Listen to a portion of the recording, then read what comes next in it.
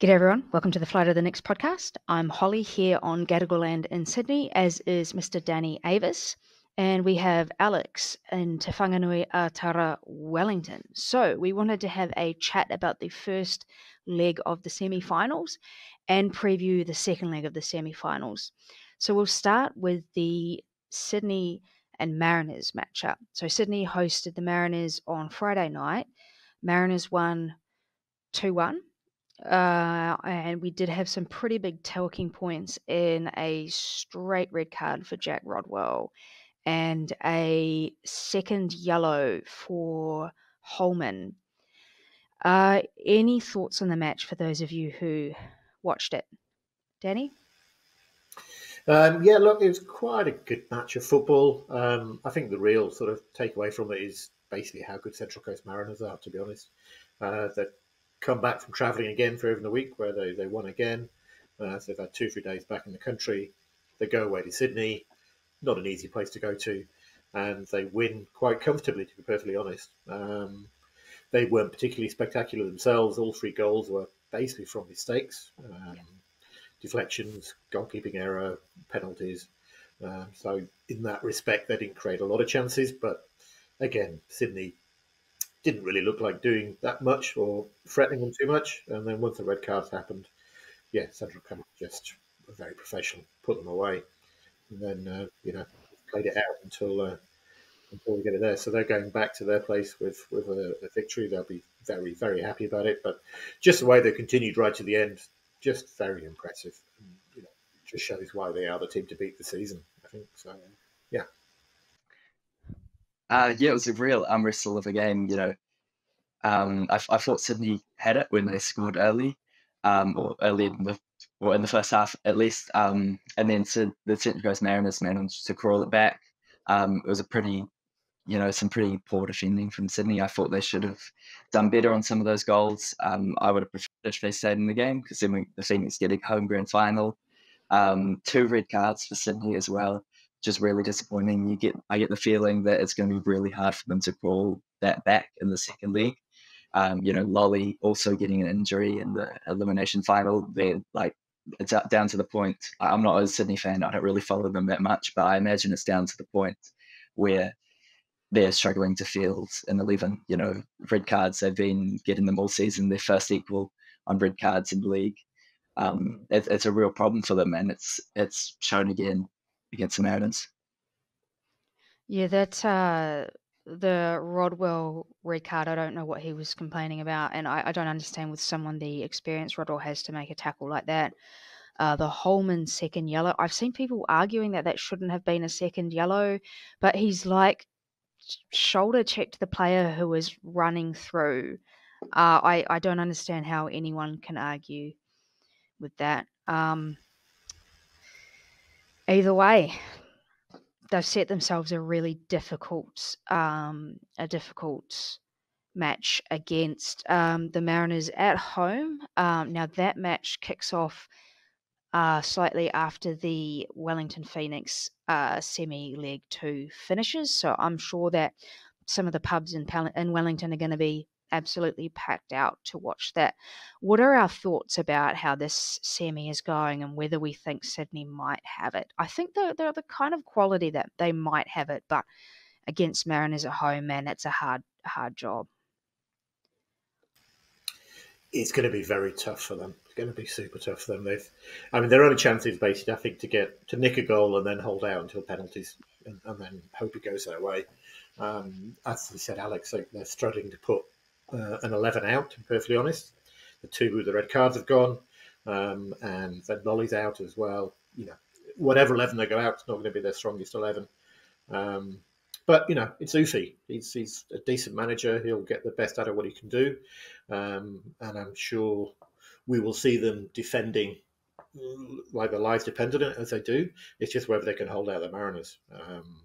The chances are against them, but it's not absolutely impossible. Obviously, we prefer a Sydney win because we won a home grand final. But when I was watching the first semi, my head wanted Sydney, but everything about me wanted Central Coast to win. I found it really hard to support Sydney. So I found myself cheering when Central Coast scored, and I was like, no, that's not actually what I want.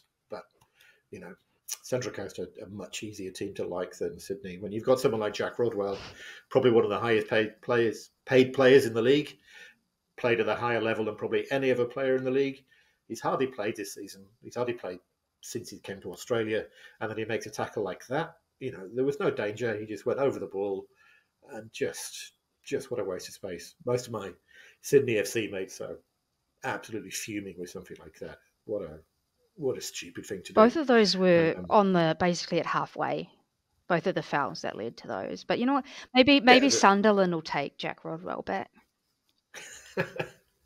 I think that's him, right? There's no way he's getting another contract unless he goes and plays NPL for fun. But as we've seen, he doesn't really play football for fun. He barely plays football when he's getting paid. So, yeah, I'm similar to you, Danny. I can't really see Sydney overturning it. They've got one of the worst defenses in the league. I'm looking at their previous results. It's been a while since they haven't conceded a goal. I think the game against Macarthur in the elimination final was a bit of an anomaly, and before then, pretty much they've conceded in all of their games. So if you say the Mariners are pretty much almost guaranteed, I don't want to say guaranteed, but it's highly likely that they're going to score a goal, then they're 3-1 up. Can you see Sydney coming back from 3-1 up? I can't at all. I as much as I want to get a home grand final, I think we're going to be packing our bags and going for Gosford if we win tonight or tomorrow. So Saturday night. Sorry, if we win Saturday night, I think we're going to be going to Gosford. All right. So let's talk about the Vic's victory side of the semi-finals. Danny and I went down. We had quite a good contingent from the little corner of yellow, an outstanding contingent as always from the Melbourne Victory. From the Melbourne Knicks supporters group. Also, quite a lot of people, I think, have travelled over from New Zealand, despite the fact that I know some people are saving their money just in case they do have to go to Gosford the weekend after next. It was a great turnout for us. On the field, nil stalemate. I'm actually pretty happy to come away from it. That actually felt a little bit like a win. I think they took more shots. They weren't necessarily massively the better team, but yeah, I'm really stoked. Danny, you were there. What'd you think? As a football match, it was a bit of a non-entity, to be perfectly honest. Both teams cancel each other out. We cancelled them out more than they cancelled us. No, it's the other way around. As you say, they had some shots, but they were all straight up Paulson. He didn't even have to move to make any of his saves, and that was it. The occasion was good, but I rewatched the game on TV and I barely remembered any of it. It was fairly forgettable in that respect, but that's sort of exactly what we wanted. We didn't let them in. We gave them hardly any chances. We got the draw. I'm absolutely sure they'll be very, very happy about that in the team. That's exactly what they set out to do. Rufer was superb. Sermon and Wooten were superb. Yeah. So at the football match, it was one of those where you didn't want anything to happen, and nothing really did happen as such. As an occasion, it was excellent. Really good meeting beforehand and afterwards. Lots of Phoenix fans. So as an away match, yeah, one of the best I've been to this season. Yeah, Alex Rufer with a phenomenal performance. Probably his best in a yellow and black shirt ever. He was just everywhere, making those tackles, holding the defense. Like he was absolutely unstoppable. I think he was the player of the match. Yeah, like when he plays like that, you just get the feeling that nothing's getting past the back line. Absolutely, and I think neutralise is a good way to put it. The Knicks have been famous this season for conceding shots, but they're not shots in good places. So Victory had 20 shots in total, and only 6 of those were in the box. So people like Fornaroli were just popping off shots from way out that weren't going to go. And some of them, the amount of times we were jeering and doing how high do you want the goal or how wide do you want the goal, because they just had no other options, none at all. Things are going to be quite different on Saturday. Sky Stadium has basically sold out for the first time in Nick's history. I know that David Dome has been really active on Twitter, letting people know what the ticket sales are like, and I think that they have scrounged out as many unused tickets as they possibly. He described looking under the sofa cushions kind of thing, and that's that. Um, the sad thing is that despite selling it out, it sounds like the club's actually going to make a loss or a small loss for the game. So, please buy merch and buy memberships and buy regular season tickets and things like that when you get the chance. This is going to be amazing. Everything's going to be packed out. We are set. We are set for the best opportunity to get a win in this game and see our first grand final. What do you guys think? Yeah, as of about 20 minutes ago, all tickets sold. So the only tickets left available are the ones in the lounge. If you want to go, I'm sorry, it's too late. You can buy a ticket in the lounge. That's actually the only revenue that the club is going to get from this game. All the other ticket sales go directly to the APL. So if you want to support the Phoenix and haven't bought a ticket already, go for the lounge. It's a bit pricey, but you get free food. Well, not free. I guess you pay for it, but it's no extra addition. There's a private bar. There's some TVs. You get some good seats. Go for that, and 31,000 seats. I think there are regular seats, and then 34,500 if you include all the boxes. You can just get the sense that this is going to be an amazing game. That atmosphere is going to be cracking. It's probably going to be the highest attended Phoenix game ever. I can't wait at all.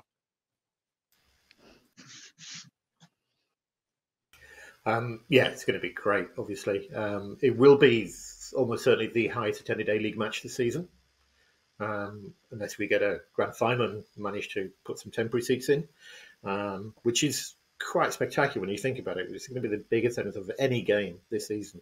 And that's talking Sydney, Melbourne Victory, Sydney derbies, Melbourne derbies, anything. It's going to be big. It's a huge sign of what kind of potential there is in Wellington for games if the situation is right and the event is right. As you say, Holly, it seems madness that they're going to do this and then the FIT club actually isn't going to make any direct money off it, or very little direct money off it. It seems weird. Yes, I know it goes back into the APL and the club is part of the APL, so that's a good thing, but yeah, pretty disappointing. I think Domi is just thinking, what if they got this in, I think he said, if they got something like this in regular season, it would basically fund the club for the whole year if they managed to sell out the stadium. So, but it's going to be, an amazing day. As you say, could be the biggest Phoenix attendance ever, and we potentially can get a home grand final and do it all again the week after. And as for the game, I'm quietly, fairly vaguely confident. That's as far as I'll say. Yeah, I don't know what we're going to see, to be honest. I've been saying this for a few weeks when we've been looking up to this game and the build-up. You just don't know what you're going to get from these teams. In the past this season, it's been, a real arm wrestle, two teams going at each other, decided by mere moments. But what type of game will you see? It's going to be attendance of over 30,000. So do you reckon that's going to spur them on? And are we going to get a couple of goals? If that's not the case, I can't really see us scoring more than one goal. I can't see Victory scoring more than one goal. I think the only results this season against these two teams have been 1-1 and 0-0. So, it's going to be decided on moments. The team, as the pressure going to get to them, I think that happened to us last season with coming back first season after COVID. The pressure got to them that we were an underperforming team. Are we going to see that Wellington Phoenix team on Saturday? We haven't seen them all season. I hope we don't see them again, or I hope they don't pop up on Saturday, or maybe we're going to see a really positive, rejuvenated team. Chiefy will get them going. He'll have some special tactical tweaks against the Victory. I know he said in this press conferences that he thought that Tony Popovich did a really good job in coaching against them with his subs and the starting lineup he puts out. It's going to be interesting to see how that goes. I just think it's going to be such a great game. And, no matter the result, I think 30,000 people coming to watch a football game in Wellington, it's already a success story. Obviously, we want to make it to the grand final. And I think anything other than that would be class as a disappointment. But just what a season we've had and what a game it's going to be.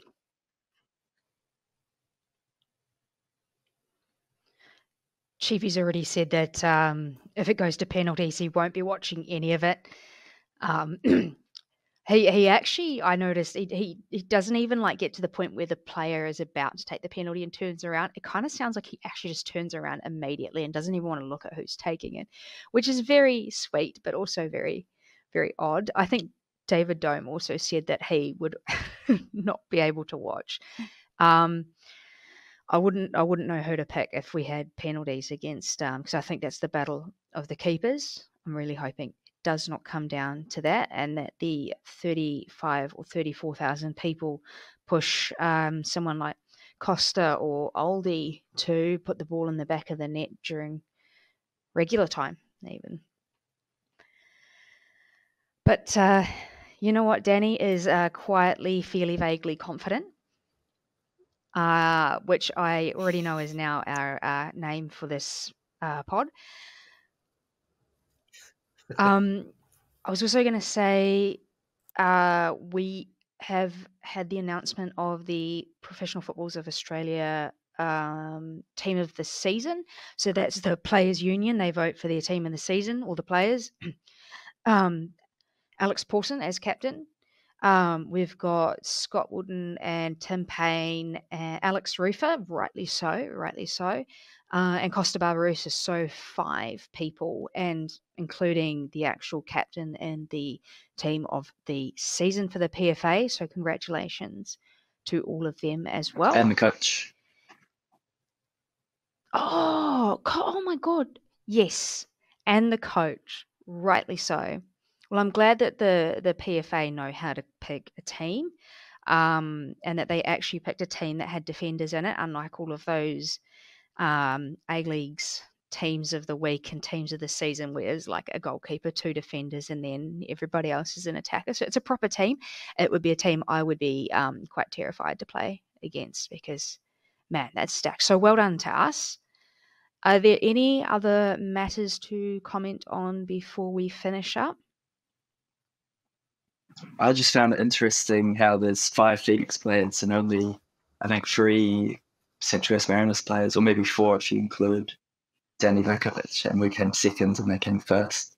Because when you think of us, when I think of us at least, I don't really think of us as a group of individuals. I just think of us as one team. Like I don't think there's, if you go week on week, I don't think there's one individual performing like head and shoulders better than the rest of the team. So I thought it was quite interesting that they chose more individual Phoenix players than Mariners players. It's pretty close. Yeah, it's good. The fact that it's picked by other players as well just shows the kind of respect they have for the team. It's, as you say, I see the Phoenix very much as a team. The fact that Chiefy is the head coach, I think it's so well deserved. He's just been superb and has put this team of, I'm not going to say nobodies because it's not the truth, but people who on paper are pretty low down in terms of A-League teams, turned them, played to their strengths, worked out game plans that means that they don't make mistakes, that they always look good, and he's just been superb this season. He's been, I know he's not a player of the year, but without Chiefy, this season doesn't happen. None of those players play as well as that.